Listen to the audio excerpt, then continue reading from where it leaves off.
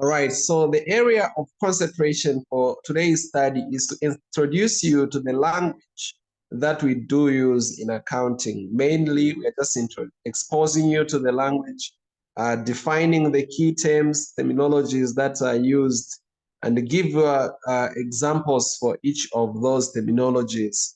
Then once you have understood, you have known these terminologies, then it shall be necessary that next time you learn how to record the transactions. And in the fourth lecture, we'll show you how to draw up the bank reconciliation statements. And basically that's what we do. And yeah, then we'll be drawing closer to the in the last unit, lecture number 7, we'll have time to talk a little bit about investments and savings.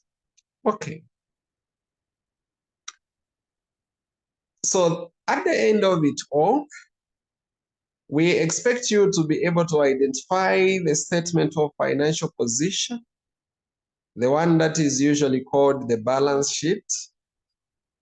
We expect you to identify the statement of comprehensive income, usually it's called the statement of profit or loss and other comprehensive income.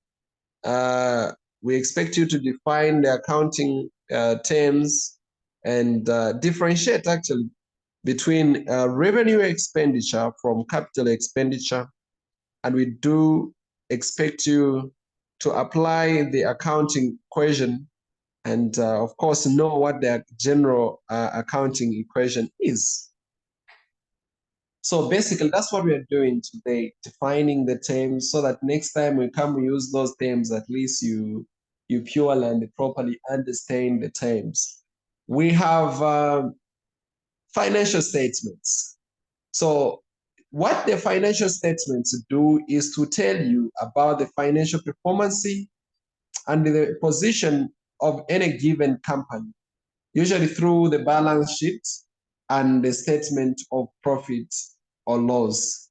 So when we talk about financial statements, just as I defined them last time, that's what they are. So we will pick one statement today, and we will start with the first one. The first statement that's I want us to comment on is actually what is known as the statement of financial position, right?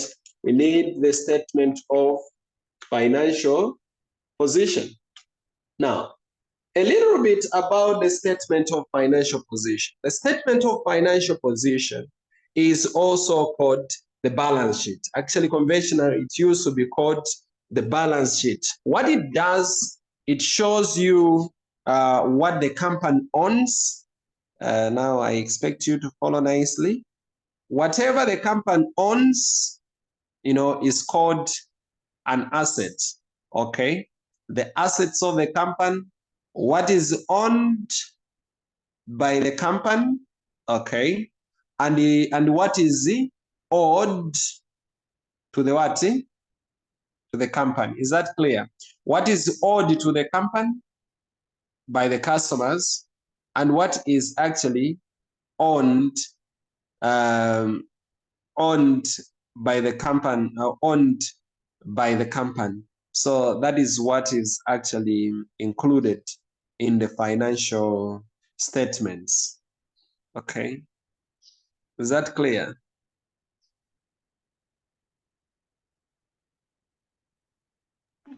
Yes, it is. All right. Just a minute.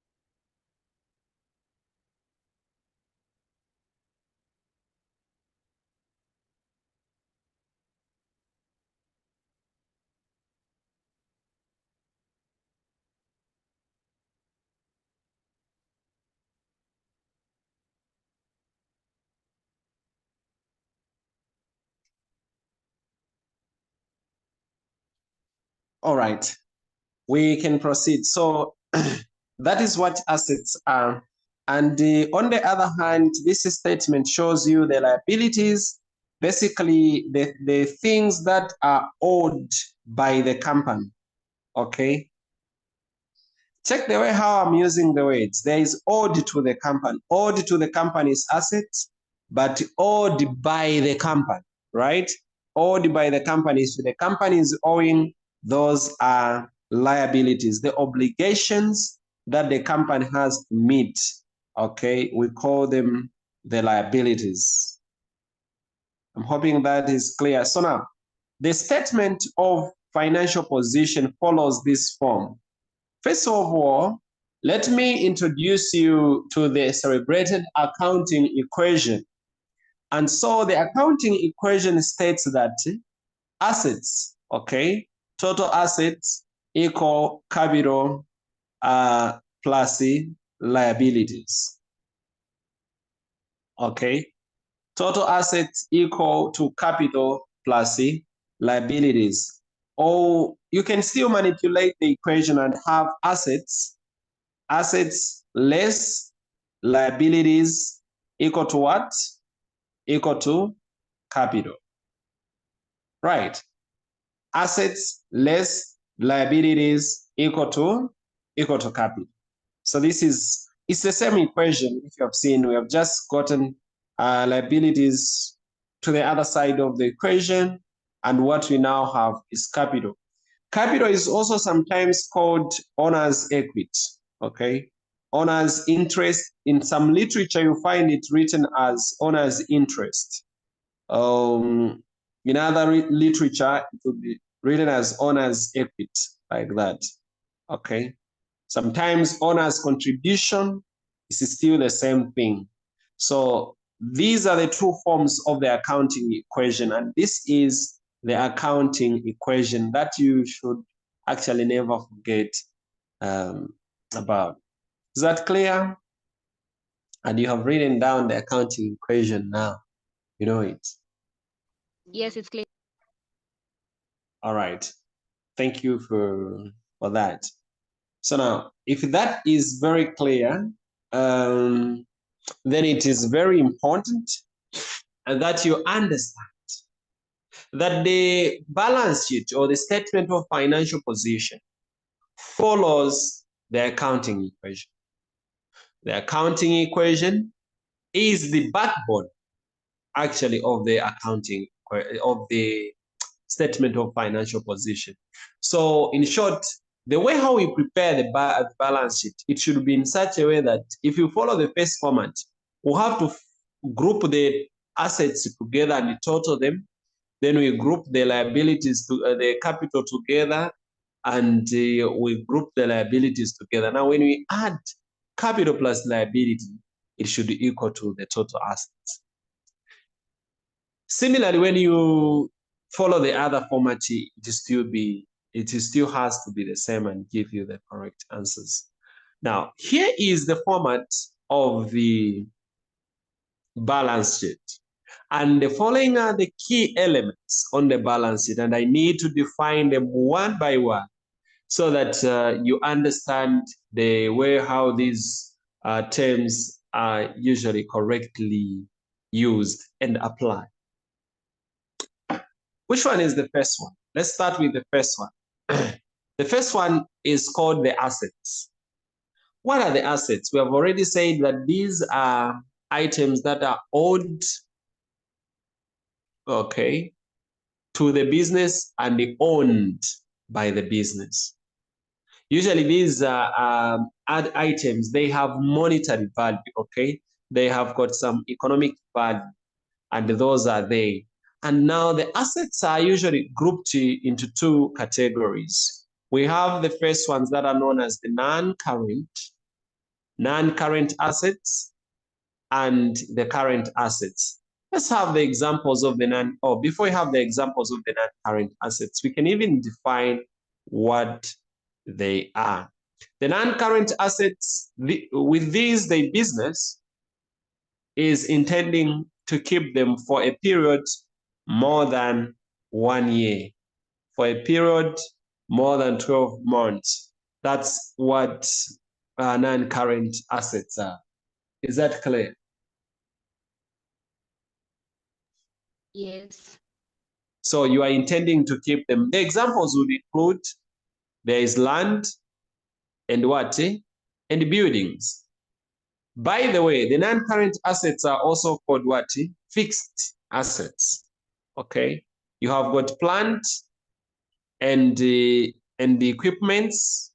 If you own any equipments, those are non-current assets. You have got motor vehicles. All the vehicles of the company are assets of the company. Now, maybe you can add some more. You can add some more non-current assets that you know, apart from these that I've just listed here. Any other idea? Any more or of assets? I don't think I know any.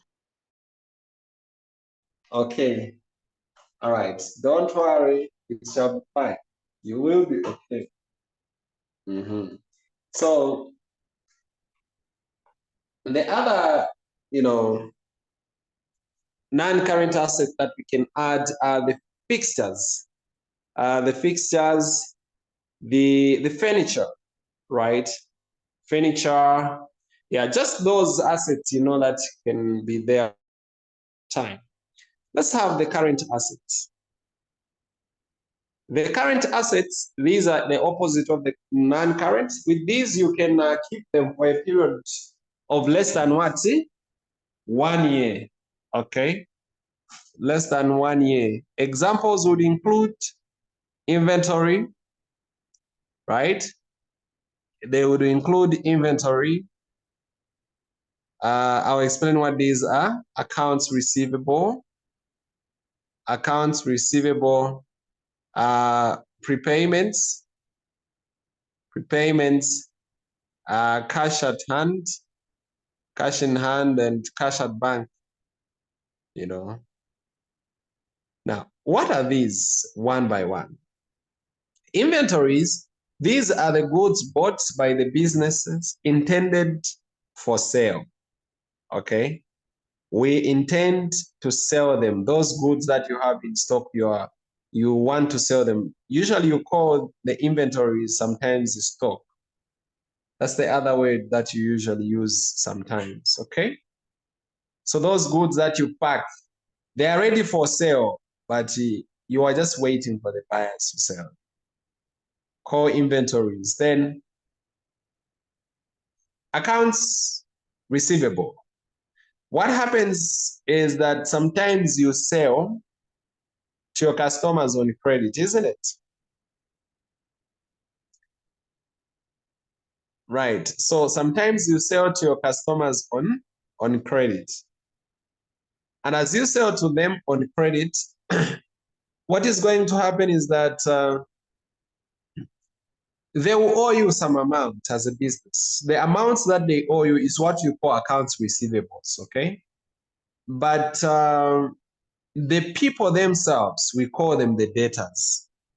The people are called the debtors, but the amounts that they owe is called accounts receivable. And that is an asset to us. Is that clear? Yes. Do we need to slow down a bit or we are okay? Yeah, just okay. Okay. Let's have the prepayments. Prepayments, just as the name suggests, this is when the business pay for an expense in advance. The business pays for an expense in what? In advance. Okay. You pay in advance. So what that means is that you have to pay. As a business, you have to pay in advance. You incur the payments in advance. So for example, you pay your workers in advance. Okay. If you pay the salaries in advance, those will be called the prepaid salaries. Or you can pay your landlord in advance. That's a rent prepayment. So those are assets, a current asset to be specific. The cash at hand, cash at bank, all those are current assets. So those are examples of what? Current assets. Is that clear? Yes. The other higher levels of accounting has got the other class of assets, we call them the intangible assets. Okay, those are higher levels of accounting. The intangible assets, those are assets that you cannot manage to touch, but they are assets. They are of value. You need them. Okay. Would you suggest any examples that you think they can fall under intangible assets? I didn't get the definition for intangible assets. Would you So repeat? intangible assets are those assets that you cannot perceive with your senses. You can't touch them, you can't see them, you can't hear, you can't feel them. Yeah, they are there, but they are assets. So would Airtel money be an asset? That is money, that's cash. Maybe that's cash, maybe cash at bank. Those are current assets. We want the intangible assets.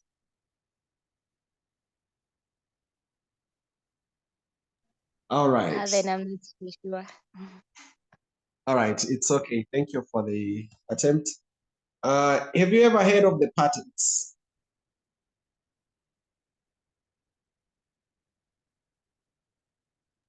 Yes, I have. Have you ever heard of PACRA?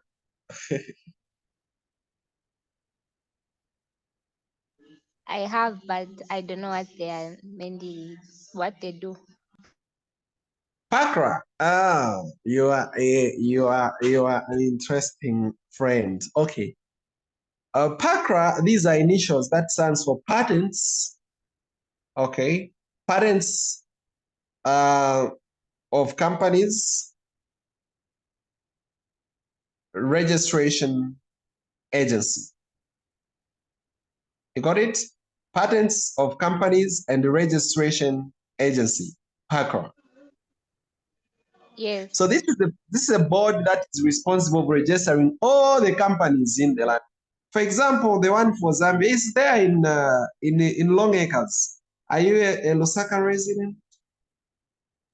Yes, I am. Yes, just there, Long Acres there.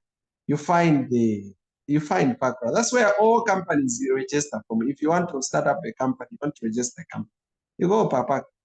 So that's what they do. Now I'm interested in patents, the word patents. The word patents simply means these are more like the trading rights, okay? The trading rights. For example, you come up with a product, then you don't want any other person, or any other company to be trading. You want some kind of protection from the government, okay? Then you get some legal rights, some rights, the patents from the government. Get some more protection, okay? You understand the types of the market structures. You remember the market structures that you did in microeconomics? Yes, I do. Yes, so there is that issue where you need to create a little bit of monopoly. And the sources of monopoly are patents. Some of them patents, those legal restrictions. Yeah, so those are assets, okay? It's an asset to you, the patents. Yeah, you've heard of, the good reputation. Yeah, that's goodwill. We call it goodwill. Goodwill is an asset for a business. A good name, good brand name is an asset. Those are intangible assets anyways. Away from them, then we have got, you have to tot up the assets and have these, and you have the total assets. Then we need the other side of the equation. This is now assets equal capital plus liabilities, right? So you have found the assets. So on capital part, you just have to write the capital amount that you invest, then you add net profit that comes from the income statement, the net profit that you get After you sell, right? You have sales. So from the sales, you deduct the cost of selling and you deduct expenses. What you get is net profit or net loss. So that is what you put here.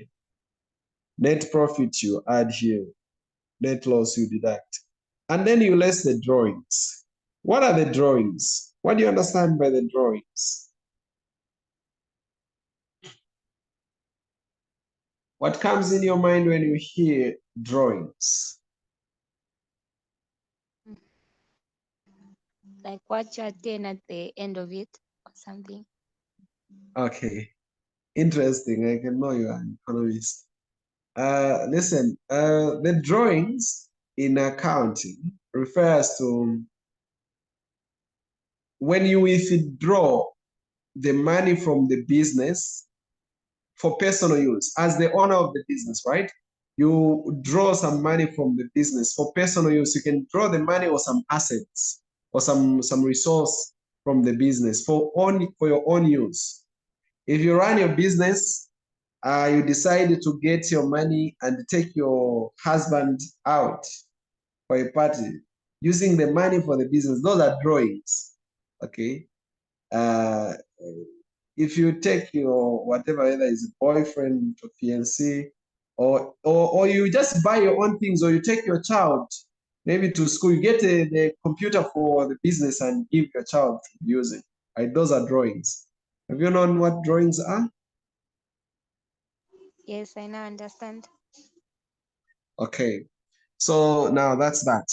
Then we have the non-current assets, liabilities. These, they are obligations that the business is meant to meet within or for a period other than a year. They are supposed to pay even after even after 1 year. Yeah, even after 1 year. So for example, bank loan, bank loan takes time. Current liabilities. Current liabilities include accounts payable. Accounts payable, these are the amounts that you are owing your suppliers. There are those suppliers that supply to you on credit, right? The suppliers themselves are called creditors, but the amounts that you are owing them is called accounts payable. So those are liabilities. Bank overdraft. What do you understand by bank overdraft? We'll be using these terms again and again. What do you understand by bank overdraft? Just trying an overdraft, like maybe when the bank makes a mistake and then they record more than what they were supposed to record. Oh, yeah, interesting. Thank you for the attempt. A bank overdraft means drawing more than what you have in your bank account, such that the bank account remains negative. So in other words, you withdraw more than what you have. For example, in your account, you just have 500,000. Then you want to withdraw 750,000. So you apply for this provision at the bank. Then the bank gives you the provision, okay, to withdraw more than what you have. Like the amount that you have is this, then you withdraw this. Of course, you have to apply for this. Is that clear? Yes, it's clear. Okay. Taxation payable, these are taxes that are, need to be paid. Accrued expenses. The word accrued simply means owing, right? So these are expenses owing. For example, your workers have already worked for you as a business and you have not yet paid them. Those are accrued salaries. We call those as what? Accrued salaries. And then, yeah, those are accrued salaries. Then, if you, for example, you haven't paid your rent, but you've been living maybe for 3 months, then that rent will be called accrued rent. So those accrued expenses, they are added here, they are liabilities. Is that clear?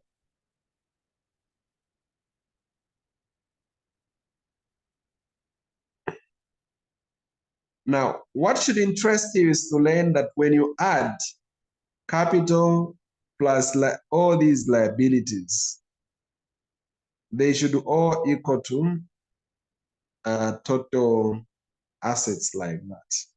Is that clear?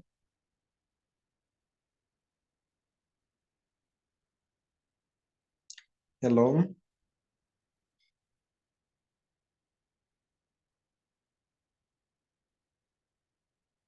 Hello, are we good?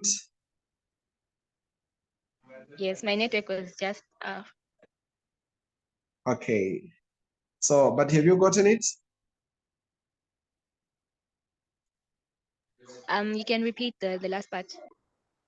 All right, thank you. So I was saying, you have to add together. When you add together capital plus, the long-term liabilities plus all the total of short-term liabilities, the sum that you get, it should be equal to the total assets. Is that clear?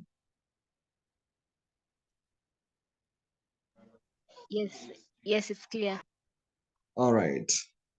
That's great if we are together. Now, these are the terms that I was talking about. So at least we have known a little bit about the terms that are found on the balance sheet, isn't it? You have known the terms, what they are. An asset is anything that is owned and owed by the business, or owned by the business and owed to the business. That has some monetary value. This is very important. If you have people that are working in you don't call people assets. You know, it's the laws of accounting. The accounting standards don't agree that people are assets because you don't have control over those people. They can go at any time. I've already defined the non-current assets that I've said that these are assets that the business intends to keep for more than 12 months. And the current ones, obviously, these are temporary in nature. Repayments represent payments that are made by the business in advance. Okay. The other statement that we have, before I go to the other statement, do I have any question on the first statement? No, I don't have. All right, thank you. Now let me talk a little bit about the second statement. The second statement, we call it the statement of comprehensive income or the profit or loss. And this is the format that it follows. And these are the elements that are found. So it starts with the revenue, which is the money that you get from the sale of a good or a service from the business.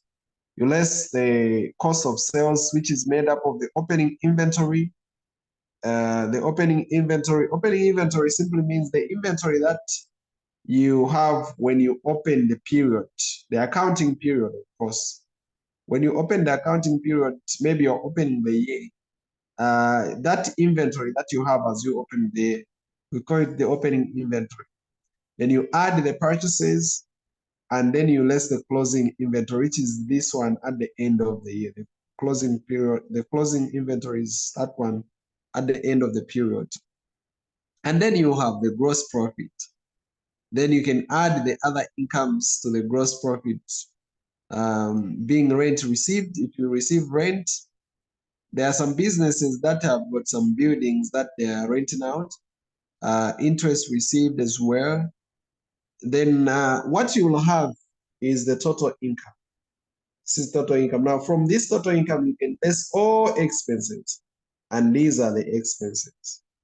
We have common expenses that we have: rent, electricity, telephone, wages and salaries, motor expenses, depreciation, among others. All the expenses, sundry expenses, general expenses. In short, add all expenses and then their value is this one. It should be subtracted from the total income. What you have, if this value is positive, this will be called net profit. But if it's negative, it will be called the net what? Net loss. Is that clear? Yes. Okay. If that is clear, then we are okay. And at least you have been exposed to the language that is being used. And I've talked about the accounting equation. What is it that we need to do now? Again, we need to introduce you to the rule of double entry. And this is just an introduction to double entry. And the introductions to double entry. Okay. Let me introduce double entry to you so that next time we come, you have no problem with the issues of double.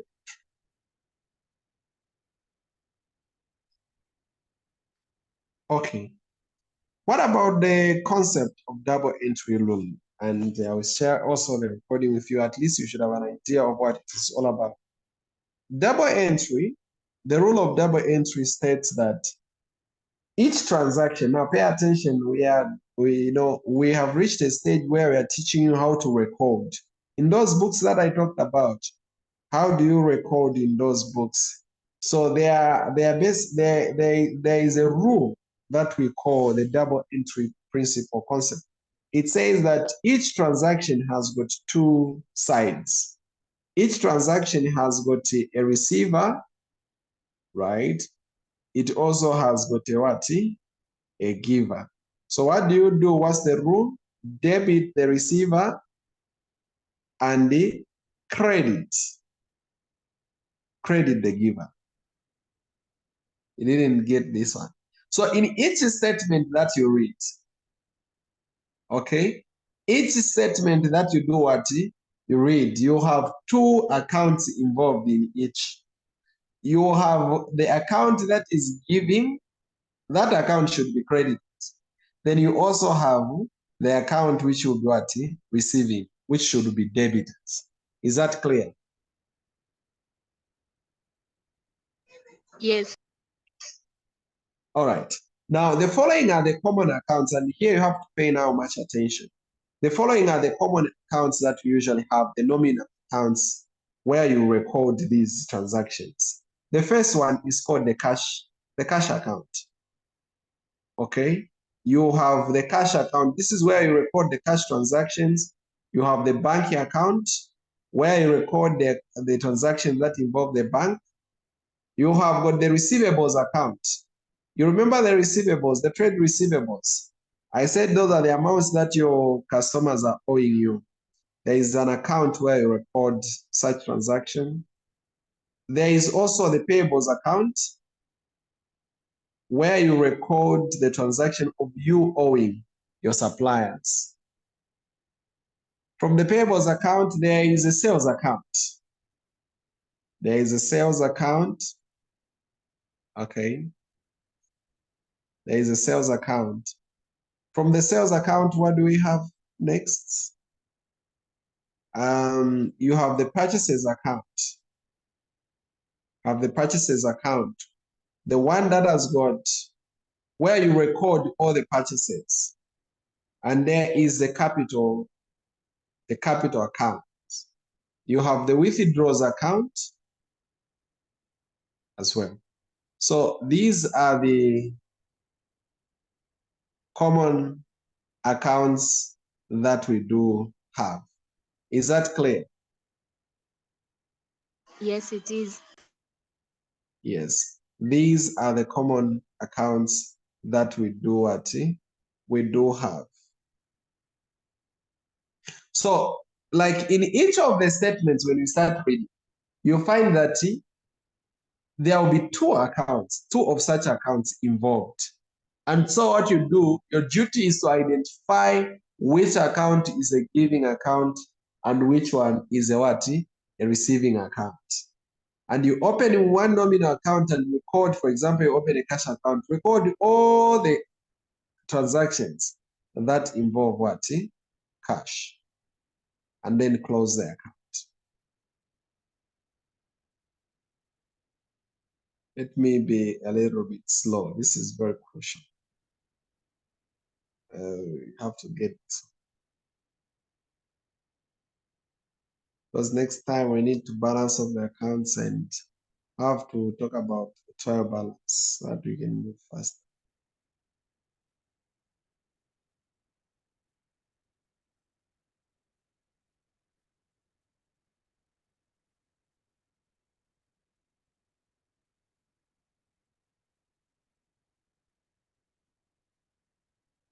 Are you there? My good friend. Yes, I am. All right. Okay. So,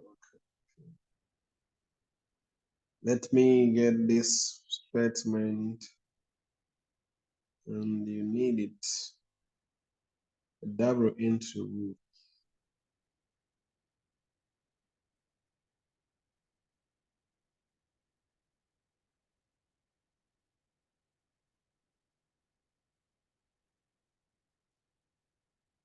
Okay. All right.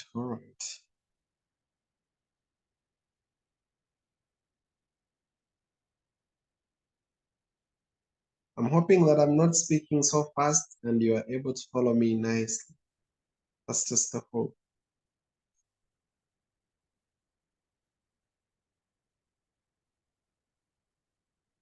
Are you able to see the screen that I am sharing? Yes, I can see it. Here is a simple exercise. It is reading, the following are the transactions of Safuna's business during his first month of trading, right? Record each transaction in the ledger accounts. Record each transaction in the ledger account. So we want to open the T accounts. These are transactions that we have. There are a lot. Have you seen from A up to B? So we have to open those accounts that I showed you, those many accounts for, and record these transactions. Let me show you now. I'll open one and maybe two. We'll fill into the two accounts, then you understand. Let's have the cash account open, for example. Let's start with the cash account. Now, when we open the cash account, you know what that means? We just want to focus on the cash transactions. The credit side on the credit, and then there is also a debit side. Okay. So we just want to concentrate on the cash transactions. Only those transactions that involve cash. Right. Let's start with the first one. As long as cash account is involved, then that transaction goes in that account. Okay, so this is how we go about it. For example, in the first statement, Safuna starts a business and pays in 5,000 as capital. So when you check here, there is cash that is involved and the capital account involved. So there are two accounts. There is the capital account and the cash account that is involved. Then since you are dealing with the cash account, ask yourself, what is happening to the cash account? Is the cash account giving or receiving? Let me ask you. What do you think is happening with the cash account in this transaction? Is the cash account giving money or receiving?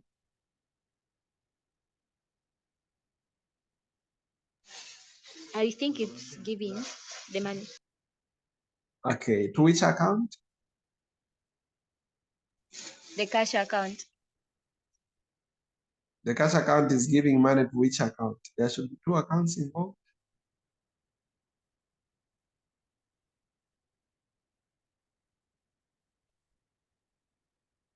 All right. So there is the capital account which is involved. So the cash account, this cash account that you're talking about is a cash account of the business. So the cash account of the business is receiving money from the capital. It is receiving money in form of capital, like you have invested money into the business, into the form of capital. So so the cash account will receive capital. So what you do now, follow nice the way how you record. You will record on the debit side of the cash account with the name of the other account which is giving. The giving account is the capital account. It is giving 5,000 to the cash account. So the cash account is receiving. That's why you debit. But the details that you wrote is the name of the other account, which is actually the giving account. You get it better when you got the second transaction. Check the second transaction. The business buys a car, 1,000 cash. What two accounts are involved in here? Can you identify? Okay, one. A cash account. Of course, there is a cash account. Which other account?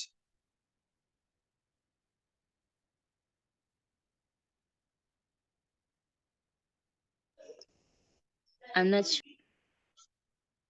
All right, so there is the motor vehicles account. There is a car here. So the motor vehicles account. So what is happening with the cash account? Receiving or giving?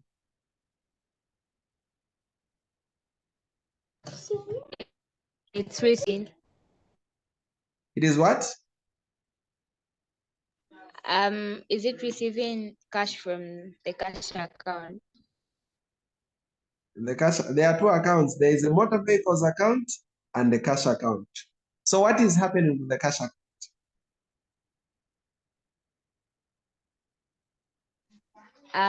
Is it that the motor account, the motor car account is receiving money from the cash account? Oh, I'm not so sure. Okay, so you are buying a car as a business using cash. What is happening to your cash? Is your cash decreasing or increasing? Maybe I should phrase the question like.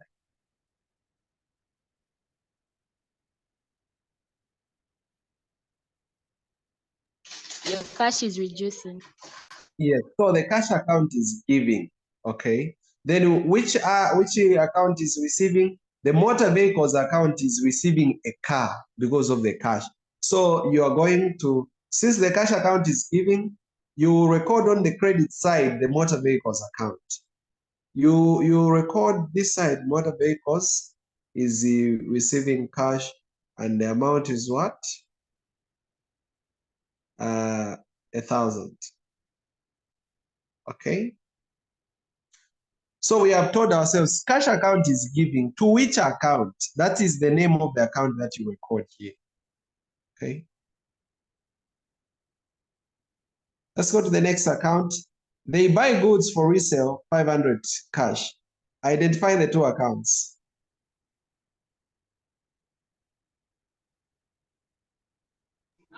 A resale account and a cash account. There is a cash account. Then what do you call the account where you have the goods that are bought for resale? Is it a sales account? It's a purchases account. The goods that you buy for resale are called the purchases, isn't it? That's what we said, right? I know. Yes. Yeah. So this is the purchases account. So what is happening with the cash account? Giving or receiving?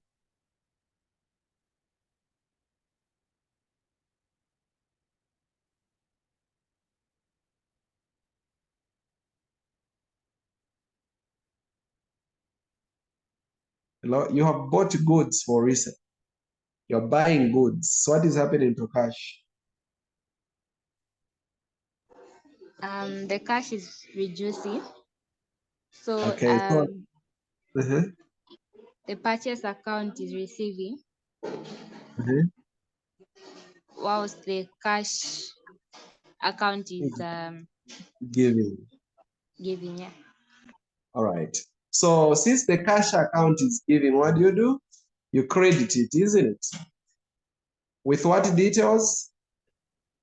The name of the other account, which is the purchases account. Right. Yes. Yeah. Is this difficult? Accountant, 500. I don't think it's difficult. You just have to understand properly.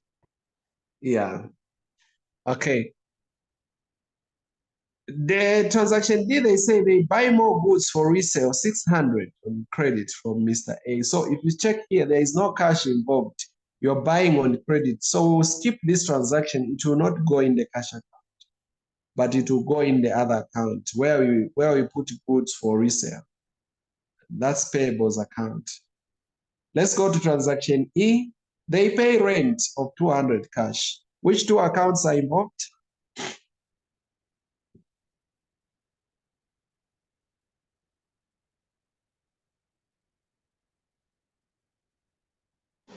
Is it a receivable account in the cash account?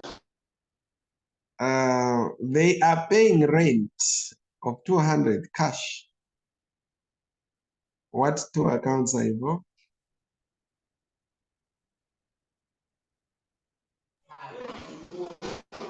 I don't know. I don't know what account would be involved if Okay, identify one account.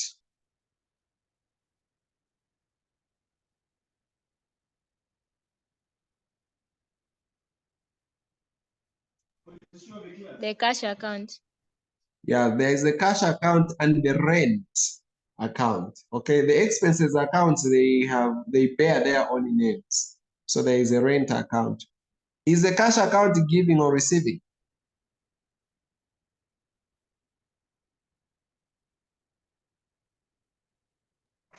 It's receiving. They pay rent of 200. Like our business pays rent of 200. What is happening to our cash account? They are giving.